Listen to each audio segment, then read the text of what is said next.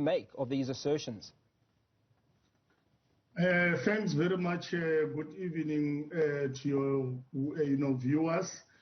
Yes, it came to our attention as the ANC in the region that even after when the National Executive Committee of the ANC, which is the highest decision-making body in between conferences, cautioned those who have established a parallel structure to structures of the ANC, calling themselves RET, forces.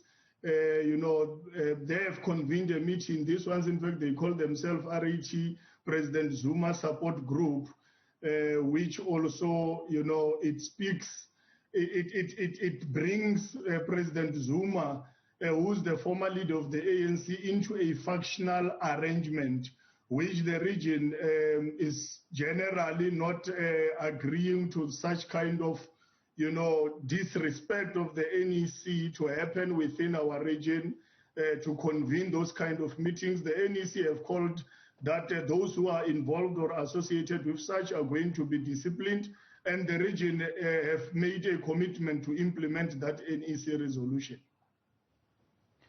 Now, one of the challenges that the ANC is allegedly facing is that of factionalism. How do you see the ANC coming out of this? Look, the ANC have committed itself for renewal, have committed itself to rebuild itself, have committed itself to unite itself.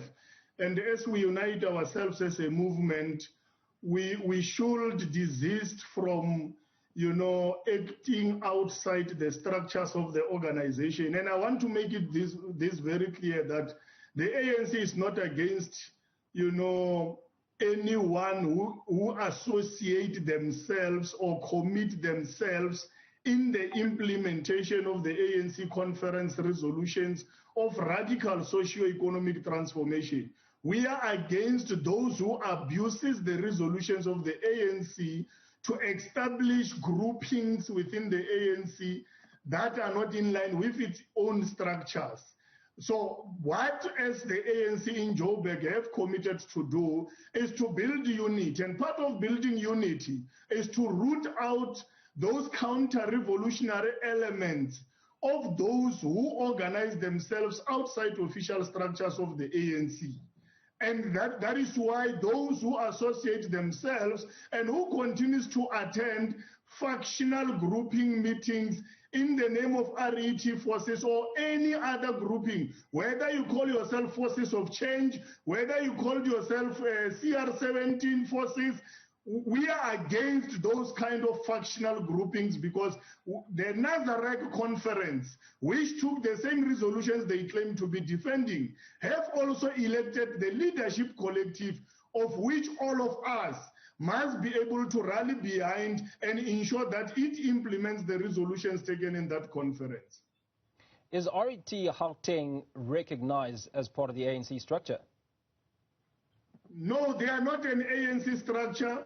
It is unfortunate that it is individual members of the ANC who decided to group themselves instead of utilizing their own structures. These people belong to branches. They should utilize branches of the ANC to ensure implementation of conference resolutions. They belong to regions, they belong to provinces, so they should utilize the official structures of the organization to ensure that we collectively implement all the resolutions that the conference have taken. So they are not a recognized structure of the ANC.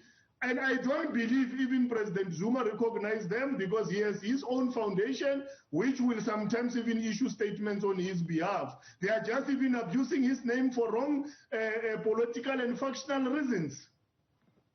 Now, there were some decisions made at the last NEC meeting, and one of them was that those that were expected to step aside to do so. Can you take us through that and reiterate on any other decisions that came out of the last NEC meeting?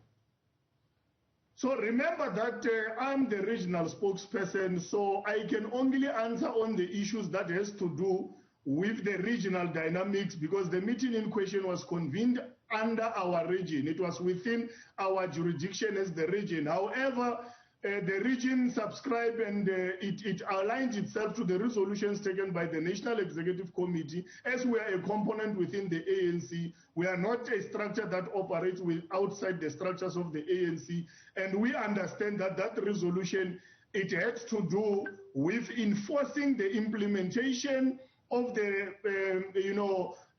Nazareth 54th National Conference of the ANC, which have taken a resolution that those who are, charged or whom are found to be involved in corruption or suspected should be able to step aside so that they do not bring the ANC into their questionable character, informed by whatever processes that they will be going through, whether court processes and etc., within the context of respecting their innocence until they are proven otherwise. So the NEC was just coming up with guidelines to guide all of us as structures on how that in resolution should be implemented. And I think that is the context in which one understands that resolution.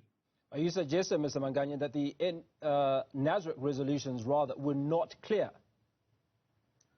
So remember, the conference takes resolutions. The NEC has a responsibility to come up with guidelines on how to implement those resolutions. If you check the constitution of the ANC, Rule 22, if I'm not mistaken, it is the one that speaks to how, the responsibilities of the, in fact, this rule, is Rule 24, just to correct it, is the one that gives the NEC a responsibility to come up with guidelines with the references of how the National Integrity Commission of the ANC must operate. So that was within the context of Rule 24 of the Constitution for the NEC to come up with clear, guidelines on how Integrity Commission should exercise its responsibility, and also how should that resolution be implemented. So it was from that context. It's not a matter of resolutions are not clear. They are clear like ABC, but we need to put practical steps to ensure consistency of implementation of such resolutions. Well, from those of us that are sitting on the sidelines, it would